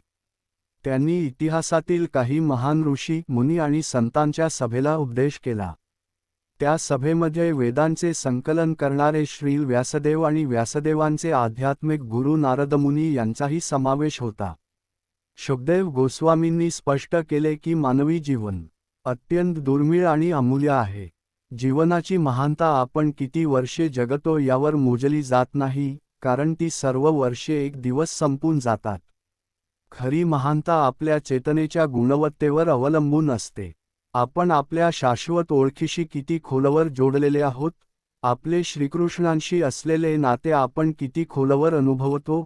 हेच ते प्रश्न आहेत जे खरोखर महत्त्वाचे आहेत. प्रल्हादाने आपल्या मित्रांना समजावून सांगितले की मानवी जीवनाचा मोठा भाग झोपेमध्ये व्यतीत होतो. बालपणाचा बराचसा काळ खेळ, मनोरंजन आणि जगाबद्दल शिकण्यात जातो. प्रौढावस्था अनेकदा पैसा कमावण्यात, कुटुंब सांभाळण्यात आणि विविध जबाबदाऱ्या पूर्ण करण्यात खर्च होते. आणि मग वार्धक्य येते, ज्याबरोबर शक्ती कमी होणे, स्मरणशक्ती दुर्बल होणे आणि शारीरिक मर्यादा येतात. त्यामुळे अत्यंत थोडा वेळ उरतो. म्हणून प्रत्येक क्षणाचे महत्त्व जाणले पाहिजे. मानवी जीवनाला गृहीत धरू नका. आत्मसाक्षात्कार आणि आध्यात्मिक प्रगती उद्यावर ढकलू नका. प्रल्हादाने आपल्या मित्रांना आवाहन केले, आताच योग्य वेळ आहे. वृद्धापकाळ येईपर्यंत थांबू नका. परिस्थिती पूर्णपणे अनुकूल होण्याची वाट पाहू नका. आजपासूनच भक्ती आणि आध्यात्मिक समज विकसित करण्यास सुरुवात करा. नंतर भक्तिविनोद ठाकूरांनीही हाच संदेश एका सुंदर गीतात व्यक्त केला. त्यांनी आपल्याला स्मरण करून दिले की मानवी जीवन ही अत्यंत दुर्मिळ संधी आहे आणि प्रत्येक क्षण कृष्णसेवेत अर्पण केला पाहिजे. प्रल्हादाने आपल्या लहान वयाच्या मित्रांना दिलेला संदेश आजही तितकाच महत्त्वाचा आहे जितका तो हजारो वर्षांपूर्वी होता. मानवी जीवन तात्पुरते आहे, परंतु आत्मा शाश्वत आहे. म्हणून संधी असतानाच भक्तीच्या मार्गावर प्रवास सुरू करा. मानवजन्म अत्यंत दुर्मिळ आहे आणि जीवनातील प्रत्येक क्षण अमूल्य आहे. परंतु संपूर्ण सृष्टीतील सर्वात दुर्मिळ गोष्ट म्हणजे भगवानांवर प्रेम करणाऱ्या व्यक्तींचा संग मिळणे, त्यांच्या प्रेरणेने प्रेरित होणे, त्यांच्याकडून शिकणे आणि त्यांच्या सहवासातून आध्यात्मिक सामर्थ्य प्राप्त करणे. प्रल्हाद वर्णन करतो की जेव्हा तो आपल्या आईच्या गर्भात भ्रूणरूपाने होता, तेव्हा त्याला महान संत नारदमुनींचा संग प्राप्त झाला. त्या संगाच्या प्रभावामुळे तो आत्म्याच्या शाश्वत आनंदाचा अनुभव घेत होता. त्याने भगवानांच्या प्रेमाचा आश्रय घेऊन आपले हृदय त्यांना पूर्णपणे समर्पित केले. हा आहे प्रल्हाद. आणि जेव्हा आपण भगवानांचा आश्रय घेतो, तेव्हा आपण निर्भय होतो. या जगात आपण पाहतो की भौतिक स्तरावर लोकांना प्रेरित करणाऱ्या अनेक गोष्टींच्या मुळाशी भीतीच असते. प्रत्यक्षात, आपल्याकडे कितीही पैसा असो, कितीही सत्ता असो, कितीही प्रसिद्धी असो किंवा कितीही उत्तम आरोग्य असो, ते भीती दूर करू शकत नाही. इतरांशी असलेल्या आपल्या नातेसंबंधांत, आपल्या लोकप्रियतेत आणि आपल्या आरोग्यात आपण सर्वजण असुरक्षित आहोत. आणि आपल्याला माहीत आहे की मृत्यू एक दिवस येणारच आहे. खरोखर आनंदी होणे म्हणजे निर्भय होणे. आणि निर्भय होणे म्हणजे आपल्या भाषणाच्या सुरुवातीला सांगितलेल्या त्या छोट्या माशासारखे होणे. जर तुम्हाला ते उदाहरण आठवत असेल, तर तो मासा नदीच्या प्रबळ प्रवाहाला घाबरत नाही, कारण त्याने आश्रय घेतलेला असतो. तो त्या आश्रयात नैसर्गिकरित्या जीवन जगत असतो. म्हणून प्रल्हाद महाराजांनी आपल्या वर्गमित्रांना दिलेल्या सर्वात सुंदर, सर्वसमावेशक आणि विलक्षण शिकवणींपैकी एक म्हणजे त्यांनी भौतिक अस्तित्वाचे स्वरूप, काळाचे स्वरूप, आत्म्याचे स्वरूप आणि भगवानांच्या प्रेमाचे स्वरूप यांचे सखोल वर्णन केले. आणि शेवटी त्यांनी निष्कर्ष काढला, माझ्या प्रिय बालमित्रांनो, माझ्या प्रिय सख्यांनो, भगवानांच्या प्रेममय सेवेत स्वतःला अर्पण करा. त्यामध्येच तुम्हाला सर्वात महान आनंद प्राप्त होईल. प्रल्हादाने जे काही सांगितले त्यावर त्या मुलांनी आपल्या हृदयाच्या तळापासून विश्वास ठेवला. तो त्यांच्यावर प्रेम करीत होता. त्याला त्यांची खऱ्या अर्थाने काळजी होती. त्यांना जाणवले, प्रल्हाद खरोखरच आमचा सर्वात हितचिंतक मित्र आहे. आणि तो आपल्या 5 वर्षांच्या समवयस्क मित्रांना असे ज्ञान देत होता जे त्यांना अन्यत्र कुठेही मिळू शकले नसते. त्या मुलांचे जीवनच बदलून गेले. ते सर्व भगवानांचे महान भक्त बनले. परंतु सुट्टी संपल्यानंतर जेव्हा शिक्षक पुन्हा वर्गात शिकवण्यासाठी आले तेव्हा त्यांनी पाहिले की सर्व काही बदलले आहे. ते मुलांना भौतिक यशाची कला शिकवण्याचा प्रयत्न करीत होते, म्हणजे लोकांचे शोषण कसे करावे, लोभ, काम आणि क्रोध यांच्या इच्छा कशा पूर्ण कराव्यात, आणि आपल्या भौतिक उपलब्धींचा गर्व कसा बाळगावा. परंतु आता ती मुले कृष्णांशी इतकी जोडली गेली होती की त्यांच्या शिक्षकांच्या सर्व शिकवणींपासून त्यांची आसक्ती नष्ट झाली होती. षंड आणि अमर्क या शिक्षकांनी लहान प्रल्हादाला ओढत त्याच्या वडिलांकडे नेले आणि म्हणाले, हा सर्वांना बिघडवत आहे. आम्हाला काय करावे ते समजत नाही. आम्ही याला शाळेत ठेवू शकत नाही, कारण हा सर्व मुलांना भ्रष्ट करत आहे. आपण आपल्या स्वतःच्या दृष्टिकोनानुसार वास्तवाचे किती वेगवेगळे अर्थ लावतो हे खरोखर आश्चर्यकारक आहे. त्यांना खरोखरच असे वाटत होते की लहान प्रल्हाद मुलांना भ्रष्ट करीत आहे. त्यांच्या निकषांनुसार तो खरोखरच तसे करीत होता. ती मुले सर्वांची हितचिंतक बनली होती. ती आदरयुक्त बनली होती. ती नम्र बनली होती. त्यांना इतरांची सेवा करायची इच्छा होती. ती करुणामय बनली होती. त्यांच्या शिक्षकांच्या मते हेच भ्रष्टाचार होते. खरं तर भौतिक जीवनात नम्रतेला दुर्बलता मानले जाते आणि अहंकाराला सामर्थ्य समजले जाते. परंतु आध्यात्मिक जीवनात अहंकार ही अत्यंत दयनीय दुर्बलता असते. अत्यंत दयनीय दुर्बलता. आणि नम्रता म्हणजेच खरे सामर्थ्य. नम्रता म्हणजे फक्त स्वतःला सर्वात कनिष्ठ किंवा सर्वात वाईट समजणे नव्हे.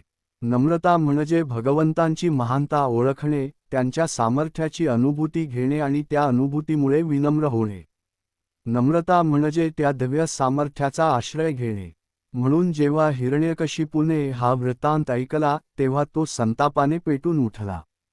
तो म्हणाला, प्रल्हादा, माझ्यासमोर शरणागती पत्करण्याचे धाडस तू कसे काय टाळू शकतोस? मी तुला नियंत्रित करू शकत नाही, म्हणून तू माझा शत्रू आहेस. माझ्या आज्ञेचे उल्लंघन करण्याचे सामर्थ्य तुला कुठून मिळते? प्रल्हादाने हात जोडून उभे राहून आपल्या वडिलांबद्दल अपार प्रेम अनुभवत अतिशय कोमलपणे उत्तर दिले. माझ्या पिताश्री, ज्या स्रोतापासून तुम्हाला शक्ती मिळते त्याच स्रोतापासून मला आणि प्रत्येकाला शक्ती मिळते. तो स्रोत म्हणजे विष्णू परमेश्वर. हे हिरण्यकशिपूसाठी जणू सर्वात मोठा अपमानच होता. तो आणखी संतप्त झाला. त्याचे डोळे जळत्या निखाऱ्यांप्रमाणे लाल झाले. क्रोधाने त्याचे ओठ थरथरू लागले. तो गर्जला, प्रल्हादा, तू सतत या विष्णूविषयी बोलत असतोस. तो कुठे आहे? प्रल्हाद उत्तरला, माझ्या पिताश्री, ते सर्वत्र आहेत. ते प्रत्येकाच्या हृदयात विराजमान आहेत. ते निसर्गातील सर्व शक्तींचे नियंत्रक आहेत. माझे प्रभू सर्वत्र उपस्थित आहेत. हिरण्यकशिपूने आपली तलवार उपसली. ती एक विशाल, प्रचंड आणि तेजस्वी तलवार होती. कदाचित त्या तलवारीचे वजन प्रल्हादाच्या वजनाच्या विस्पट असेल. त्याने ती प्रचंड तलवार म्यानातून बाहेर काढली आणि द्वेषाने म्हणाला, आज मी स्वतःच्या हातांनी तुला मृत्यूच्या अधीन पाठवीन. पाहूया, तुझा तो प्रभू तुला वाचवायला येतो का? तो या खांबात आहे का? असे म्हणून हिरण्यकशिपूने आपल्या प्रचंड मुठीने त्या खांबावर प्रहार केला. पण त्यानंतर जे घडले त्याचा आवाज केवळ एका प्रहारापेक्षा कितीतरी अधिक भयंकर होता. त्याने आपल्या सामर्थ्यशाली मुठीने खांब फोडताच अचानक एक प्रचंड गर्जना झाली. आणि मग तो प्रल्हादाकडे धावला, त्या लहान मुलाचे मस्तक छाटण्याच्या उद्देशाने. अचानक त्या खांबातून एक तीक्ष्ण, भयानक गर्जना ऐकू आली, जिने संपूर्ण वेश दणाणून सोडले. तो आवाज इतका प्रचंड आणि भयावह होता की तो कुठून येत आहे हे कोणालाच समजत नव्हते, पण त्याने प्रत्येकाच्या हृदयात भय निर्माण केले. हिरण्यकशिपूने चोहीकडे पाहिले. हा आवाज कुठून येत आहे? आणि मग तो स्तंभ फुटला. आज रात्री आम्ही तुम्हाला देऊ शकणारा हा सर्वोत्तम ध्वनिप्रभाव आहे. तो स्तंभ थथला आणि 2 भागांत विभागला गेला आणि त्या स्तंभातून नरसिंहदेव प्रकट झाले. आणि श्रीमद्भागवतामध्ये विशेषतः वर्णन आहे की भगवानांनी हे रूप केवळ प्रल्हादाच्या वचनाचे रक्षण करण्यासाठी धारण केले. प्रल्हादाने घोषित केले होते की भगवान सर्वत्र आहेत, अगदी त्या स्तंभामध्येही. म्हणूनच भगवान स्तंभातून अवतरले. ते अर्ध मानव आणि अर्ध सिंह अशा रूपात प्रकट झाले आणि त्यांनी अकल्पनीय सामर्थ्याने गर्जना केली. त्यांचे नेत्र वितळलेल्या सुवर्णाप्रमाणे तेजस्वी होते आणि त्यांच्या आयाळीचे तेज सर्व दिशांना पसरले होते. हिरण्यकशिपूला तो काय पाहत आहे किंवा हे अद्भुत व्यक्तिमत्व कोण आहे हे समजत नव्हते. यापूर्वी त्याने असे रूप किंवा अशी व्यक्ती कधीच पाहिली नव्हती. भगवान नरसिंहदेवांचे शरीर मनुष्याचे होते, परंतु मुख आणि नखे सिंहासारखी होती. संपूर्ण सृष्टीत यापूर्वी कोणीही असे रूप पाहिले नव्हते. ते भयाचे मूर्त स्वरूप होते. ते क्रोधाचे मूर्त स्वरूप होते. आता येथे किशोरी किशोर मंदिरातील वेदीवर आपण श्री श्री किशोरी किशोर यांचे सुंदर विग्रह पाहत आहोत. तेच सर्वोच्च परब्रह्म, सर्वशक्तिमान भगवान आहेत, जे सदैव मधुर, लीलामय आणि प्रेममय आहेत. ते नृत्य करतात. आपण श्रीमती राधाराणींना पाहतो, ज्या कोमल, मातृवत करुणेची सर्वोच्च मूर्ती आहेत. किशोर कृष्ण आपल्या बासरीचे मधुर वादन करतात. ते आद्य संगीतकार आहेत. सर्व संगीताचा उगम कृष्णांच्या बासरीवादनामध्ये आहे. आणि त्यांच्या बासरीचा नाद काय आहे? तो म्हणजे त्यांच्या हृदयातील सर्वोच्च, असीम आणि शाश्वत प्रेम, जे त्यांच्या श्वासातून संगीताच्या रूपाने प्रकट होऊन ते ऐकणाऱ्या प्रत्येकाच्या हृदयाला मोहित करते. श्रीमती राधाराणी एक गोपी आहेत. त्या लोणी घुसळतात. त्या गायी आणि वासरांची सेवा करतात. त्या कृष्णांवर प्रेम करतात, त्यांच्यासाठी हार तयार करतात आणि त्यांच्याबरोबर नृत्य करतात. हेच वृंदावन आहे. परंतु तेच सर्वोच्च परब्रह्म, जे कृष्णरूपाने सर्वात प्रेममय, मधुर, लीलामय आणि सर्वांचे प्रिय भगवान म्हणून प्रकट होतात, तेच भगवान नरसिंहदेव म्हणूनही प्रकट होतात. जर आपल्याला कृष्ण कोण आहेत हे समजून घ्यायचे असेल, तर आपल्याला नरसिंहदेव कोण आहेत हेही समजून घ्यावे लागेल. श्रीमद्भागवतातील पहिल्या 9 स्कंधांमध्ये आपण भगवानांचे स्वरूप समजून घेतो. त्यानंतर 10व्या स्कंधात आपण कृष्णांना त्यांच्या मित्रांसोबत क्रीडा करताना पाहतो. आणि आपल्या मित्रांसोबत खेळणारे हे कृष्ण कोण आहेत? ते सर्व ब्रह्मांडांच्या सृष्टी, पालन आणि संहाराचे मूळ कारण आहेत. येथे भगवान नरसिंहदेव म्हणून ते सर्वोच्च क्रोधाचे मूर्त स्वरूप धारण करून प्रकट झाले. ते रागावले का होते? कारण हिरण्यकशिपू आपल्या निरागस आणि लहान पुत्र प्रल्हादावर अत्यंत अन्याय आणि अत्याचार करीत होता. या सर्वशक्तिमान, अद्वितीय सामर्थ्याच्या स्वरूपाला पाहूनही हिरण्यकशिपू आपल्या यश आणि विजयांच्या गर्वाने पूर्णपणे मदोन्मत्त झाला होता. तो विचार करत होता, मला कोणीही पराभूत करू शकत नाही. शेवटी आपण भगवान विष्णूंनाही जिंकून त्यांचा नाश करू, अशी त्याची ठाम खात्री होती. प्रचंड क्रोधाने भरून त्याने आपली विशाल गदा उगारली आणि भगवान नरसिंहदेवांवर धावून गेला. भगवान नरसिंहदेव हे स्वतः सर्वोच्च भगवान आहेत, ब्रह्मज्योतीचे मूळ स्रोत, सर्वव्यापी आध्यात्मिक तेजाचे अधिष्ठान. त्यांचे तेज इतके प्रखर होते की हिरण्यकशिपू त्यांच्याकडे धावत जात असताना त्या दैदिप्यमान प्रकाशात तो जणू अदृश्य झाल्यासारखा दिसत होता. त्यानंतर जे युद्ध घडले ते विलक्षण होते. श्रील प्रभुपाद कधी कधी समजावून सांगत असत की भगवान नरसिंहदेव हिरण्यकशिपूशी जणू एखादी मांजर उंदराशी खेळते तसे वागत होते.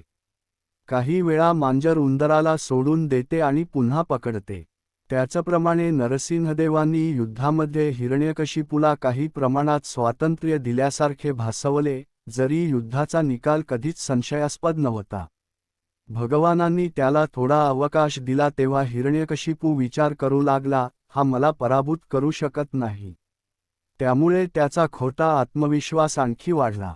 तो अजूनही स्वतःच विजयी होईल याबद्दल पूर्ण खात्री बाळगून होता. दरम्यान, हे युद्ध पाहणारे देवता, ऋषी आणि संत अचंबित झाले होते. हिरण्यकशिपूकडे प्रचंड योगसिद्धी आणि भयानक शक्ती होती.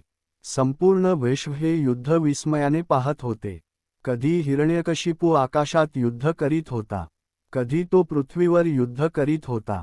त्याने आपल्या सर्व योगिक आणि अलौकिक शक्तींचा उपयोग केला, तरीही त्यातील कोणतीही शक्ती सर्वोच्च भगवानांवर परिणाम करू शकत नव्हती. योग्य क्षणी भगवान नरसिंहदेवांनी त्याला पकडले. ब्रह्मदेवांच्या सर्व वरदानांची पूर्तता करण्यासाठी भगवानांनी अत्यंत अद्भुत रीतीने कार्य केले. हिरण्यकशिपूला वरदान मिळाले होते की त्याचा वध घराच्या आत किंवा बाहेर होणार नाही.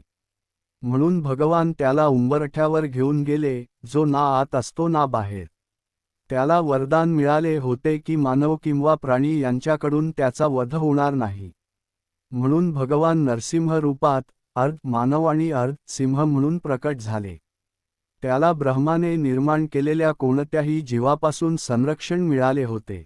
परंतु नरसिंहदेव हे स्वतः ब्रह्मदेवांचेही मूळ स्रोत असलेले सर्वोच्च भगवान आहेत. त्याला कोणत्याही शस्त्रामुळे मृत्यू येणार नाही असे वरदान होते. म्हणून भगवानांनी कोणतेही शस्त्र वापरले नाही. त्यांनी केवळ आपल्या नखांचा उपयोग केला. त्याला पृथ्वीवर, आकाशात किंवा पाण्यात मृत्यू येणार नाही असे वरदान होते. म्हणून भगवानांनी त्याला आपल्या मांडीवर ठेवले, जी या तिन्हींपैकी कोणतीही नव्हती. अशा प्रकारे ब्रह्मदेवांच्या प्रत्येक वरदानाचा आदर राखण्यात आला आणि तरीही भगवानांनी सहजपणे त्याचा पराभव केला. भगवान नरसिंहदेवांनी हिरण्यकशिपूला आपल्या मांडीवर ठेवले आणि आपल्या दिव्य नखांनी त्याची छाती फाडून त्याच्या दहशतीच्या राज्याचा अंत केला. ते दृश्य कल्पनेपलीकडचे भयंकर होते, परंतु त्याच वेळी ते दिव्यही होते.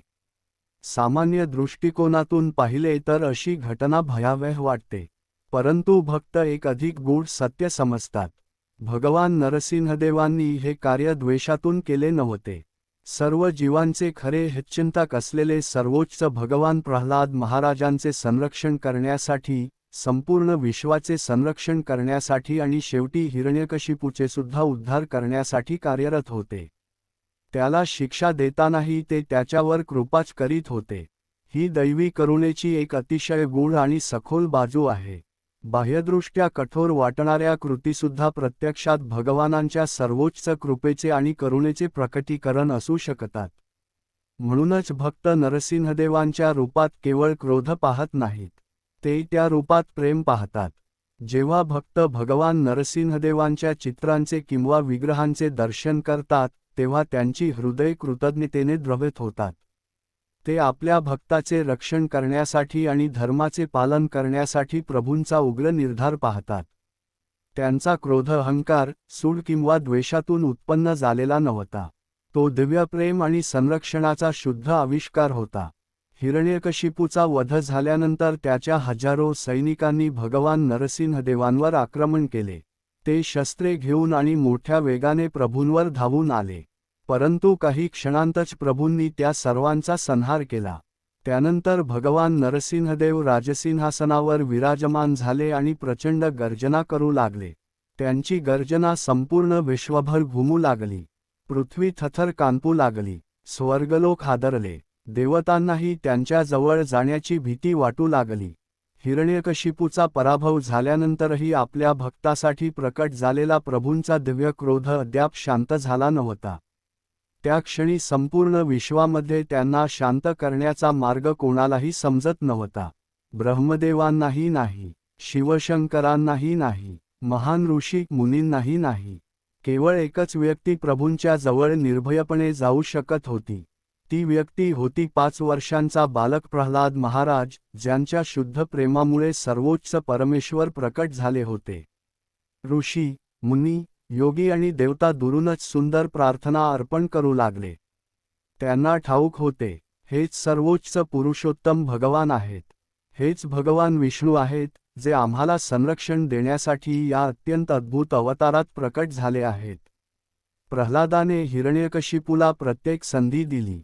दुसरी संधी दिली, तिसरी संधी दिली, चौथी संधी दिली. तो त्याला सतत अधिक चांगल्या संधी देत राहिला. त्याने आपल्या वडिलांवरील आशा कधीच सोडली नाही. जेव्हा प्रल्हादाचा पूर्णपणे नाश होण्याचा क्षण जवळ आला, तेव्हाच प्रभूंना स्वतः प्रकट व्हावे लागले. धन्यवाद, धन्यवाद, भगवान नरसिंहदेवांच्या जवळ कोणीही जाऊ शकत नव्हते. ते क्रोधाचे साक्षात मूर्त स्वरूप होते. संपूर्ण जगातील सर्व लोकांचा राग एकत्र केला तरी तो भगवान नरसिंहदेवांनी प्रकट केलेल्या क्रोधाच्या तुलनेत ठिणगीत काही वाटला नसता. देवता, साधू आणि ऋषी त्यांच्याजवळ जाण्याचे धाडस करू शकले नाहीत. त्यांनी लक्ष्मीदेवींना विनंती केली, कृपया तुम्ही त्यांना शांत करण्याचा प्रयत्न करा. तुम्ही त्यांच्या अनादिकालीन सहचारिणी आहात. परंतु लक्ष्मीदेवी म्हणाल्या, मी त्यांना या भावात कधीच पाहिले नाही. मी त्यांच्या जवळ जाऊ शकत नाही. तेव्हा भगवान ब्रह्मा प्रल्हादाला म्हणाले, कृपया तू जाऊन भगवानांना शांत कर. जिथे इतर कोणीही आदरयुक्त भीतीमुळे त्यांच्या समोर जाऊ शकत नव्हते, तिथे लहान प्रल्हाद थेट भगवानांच्या जवळ गेला. त्याने साष्टांग दंडवत प्रणाम केला आणि नंतर हात जोडून उभा राहिला व अतिशय सुंदर प्रार्थना अर्पण केल्या. आता आपल्याकडे वेळ कमी आहे, परंतु त्या प्रार्थना आजवर उच्चारलेल्या सर्वात समृद्ध तात्विक आणि दिव्य भावनांनी परिपूर्ण प्रार्थनांपैकी आहेत.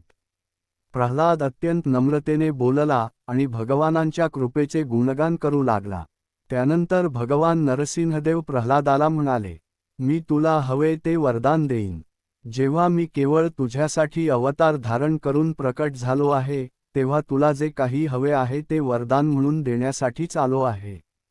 प्रल्हाद काहीही मागू शकला असता, परंतु त्याने उत्तर दिले, हे प्रभो, मी तुमचा भक्त आहे. जर मी माझे जीवन तुम्हाला समर्पित करून आणि माझे सर्वस्व अर्पण करून त्याबदल्यात काही अपेक्षा ठेवत असेन, तर मी भक्त नाही. मग मी फक्त तुमच्याशी व्यवहार करीत आहे. मला फक्त तुमची सेवा करायची आहे. मला फक्त तुम्हाला प्रसन्न करायचे आहे. कृपया भौतिक प्रकृतीच्या प्रभावांपासून माझे रक्षण करा, जेणेकरून तुमच्यावरील माझे प्रेम आणि भक्ती कधीही खंडित होणार नाही. त्यानंतर भगवान नरसिंहदेव प्रल्हादाला म्हणाले, तुला दीर्घायुष्य लाभेल, तुला उत्तम आरोग्य मिळेल, तसेच तुझ्या वडिलांचे अंतिम संस्कार आणि श्राद्धविधी तूच करावास अशी माझी इच्छा आहे. त्यानंतर मी तुला राजा बनवू इच्छितो आणि तू या संपूर्ण वंशाचे राज्य करावे अशी माझी इच्छा आहे. लहान प्रल्हाद मग म्हणाला, माझ्या प्रभू, माझी एक विनंती आहे. माझे वडील अत्यंत क्रोधी होते. त्यांनी अनेक लोकांना खूप वेदना, दुःख आणि मृत्यू दिला.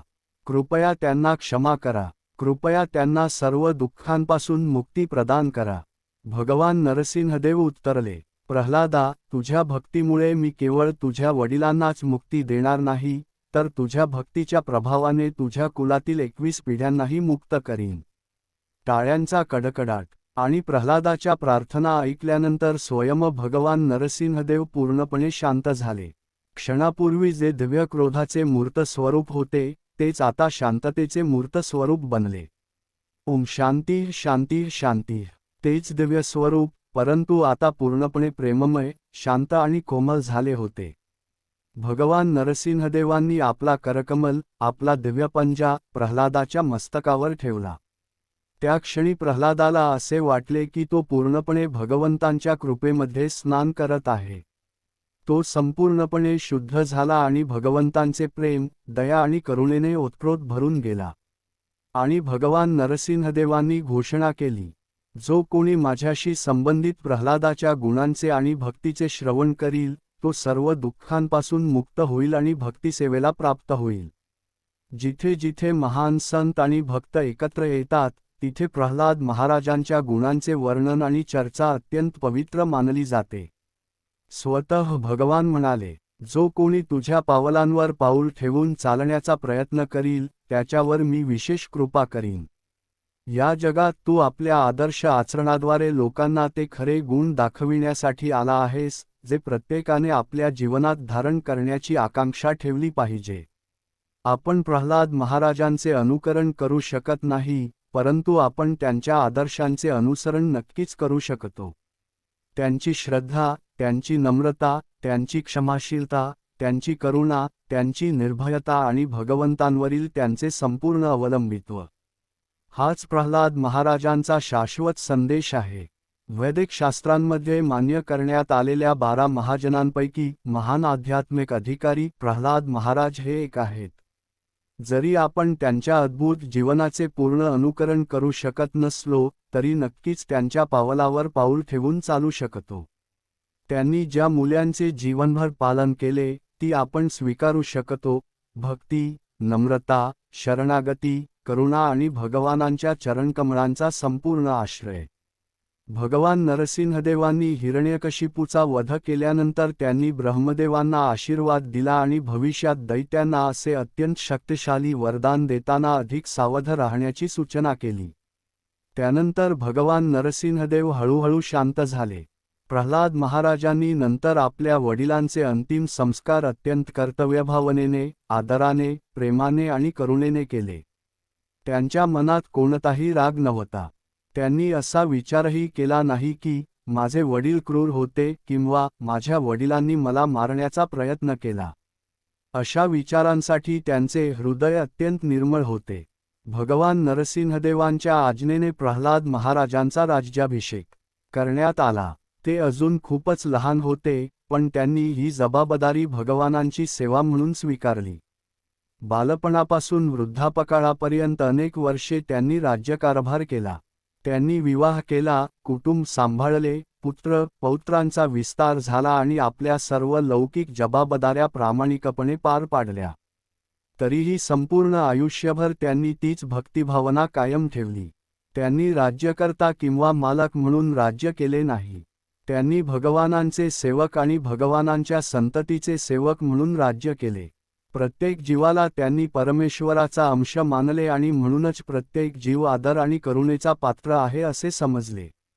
कधीकधी त्यांना युद्धे लढावी लागली, कधीकधी न्यायदान करावे लागले, कधीकधी राजा म्हणून अत्यंत कठीण निर्णय घ्यावे लागले, परंतु त्यांनी प्रत्येक कार्य सेवाभावाने केले. दक्षिण भारतातील मेलुकोटे या पवित्र स्थळाशी संबंधित एक सुंदर लीला आहे. त्या नगराकडे पाहणाऱ्या टेकडीवर प्राचीन योग नरसिंह मंदिर आहे आणि त्या टेकडीच्या पायथ्याशी एक सुंदर सरोवर आहे. परंपरेनुसार असे सांगितले जाते की राजा झाल्यानंतर प्रल्हाद महाराज या स्थळाला भेट देण्यासाठी आले. भगवानांची विशेष कृपा प्राप्त झालेली असूनही आपल्या वडिलांचा विचार करताना त्यांच्या हृदयात अजूनही दुःखाची भावना होती. ते प्रार्थना करू लागले, हे माझ्या प्रभो, माझ्यामुळे माझ्या वडिलांचा मृत्यू झाला. ते अपराधीपणामुळे असे बोलत नव्हते, ते नम्रता आणि करुणेने असे बोलत होते. त्याचवेळी भगवान नरसिंहदेव योग नरसिंह रूपात त्यांच्यासमोर प्रकट झाले, सर्वोच्च योगी म्हणून ध्यानस्थ अवस्थेत विराजमान. भगवानांनी प्रल्हादाला सांगितले, तुमच्या वडिलांचा मृत्यू तुमच्यामुळे झाला नाही, उलट तुमच्यामुळेच तुमच्या वडिलांना मुक्ती प्राप्त झाली. शुद्ध भक्ताची शक्ती अशी असते. हाच भाव पुढे श्रीचैतन्य महाप्रभूंच्या लीलांमध्येही दिसून येतो. त्यांचे एक महान सहकारी वासुदेव दत्त यांनी एक विलक्षण प्रार्थना केली. सर्व जीवमात्रांचे दुःख पाहून ते म्हणाले, माझ्या प्रभू, कृपया संपूर्ण विश्वातील सर्व जीवांचे कर्म मला द्या. मी अनंत काळ दुःख भोगण्यास तयार आहे, पण इतर सर्व जीवांनी आपल्या खऱ्या घरी भगवद्धामात परत जावे आणि तुमच्यासोबत शाश्वत आनंदाचा अनुभव घ्यावा. त्यांनी हे शब्द केवळ वरवर बोलले नव्हते, ते त्यांच्या हृदयाच्या अगदी गाभ्यातून आले होते. जेव्हा श्रीचैतन्य महाप्रभूंनी ही प्रार्थना ऐकली तेव्हा ते भावविवश झाले. त्यांच्या डोळ्यांत अश्रू आले, प्रेमामुळे त्यांचा कंठ दाटून आला. शेवटी ते म्हणाले, तू असे बोलतोस यात आश्चर्य नाही, कारण तुझ्यामध्ये प्रल्हाद महाराजांचा भाव आहे. प्रल्हाद महाराजांची करुणा त्या भक्तांच्या हृदयात जिवंत असते, जे इतरांच्या आध्यात्मिक कल्याणासाठी स्वतःचा त्याग करण्यास तयार असतात. त्याचप्रमाणे श्री हरिदास ठाकूरांनी अत्यंत क्रूर, छळ आणि निर्दयी मारहाण सहन केली. तरीही त्या वेदना सहन करत असतानाही त्यांनी त्यांना त्रास देणाऱ्यांच्या कल्याणासाठी, क्षमेसाठी आणि आध्यात्मिक उन्नतीसाठी प्रार्थना केली. भगवान चैतन्यांनी त्यांची स्तुती केली, कारण त्यांच्यामध्येही प्रल्हाद महाराजांसारखाच भाव होता. श्रील प्रभुपाद कधीकधी प्रल्हाद महाराजांची तुलना प्रभू येशू ख्रिस्तांसारख्या महान संतपुरुषांशी करीत असत, ज्यांनी स्वतः दुःख आणि छळ सहन करत असतानाही इतरांच्या कल्याणासाठी आणि क्षमेसाठी प्रार्थना केली. प्रल्हाद महाराज हे भक्तीच्या हृदयाचे मूर्तिमंत स्वरूप आहेत. त्यांचे जीवन आपल्याला द्वेषाशिवाय धैर्य, गर्वाशिवाय दृढ श्रद्धा आणि सीमाविरहित करुणा शिकवते. 5000 वर्षांपूर्वी श्रीकृष्णांनी वृंदावनात आपल्या पृथ्वीवरील लीला प्रकट केल्या तेव्हाही गर्गमुनींनी श्रीकृष्ण, बलराम आणि व्रजवासियांच्या संरक्षणासाठी भगवान नरसिंहदेवांच्या उपासनेची स्थापना केली होती. भक्तिविनोद ठाकूर स्पष्ट करतात की आपण प्रल्हाद महाराजांच्या चरणांचा अनुसरण करण्यासाठी त्यांच्याकडे कृपायाचना केली पाहिजे. तसेच आपण भगवान नरसिंहदेवांकडे केवळ बाह्य संरक्षणासाठी नव्हे, तर आपल्या स्वतःच्या हृदयातील अडथळे दूर करण्यासाठीही प्रार्थना केली पाहिजे.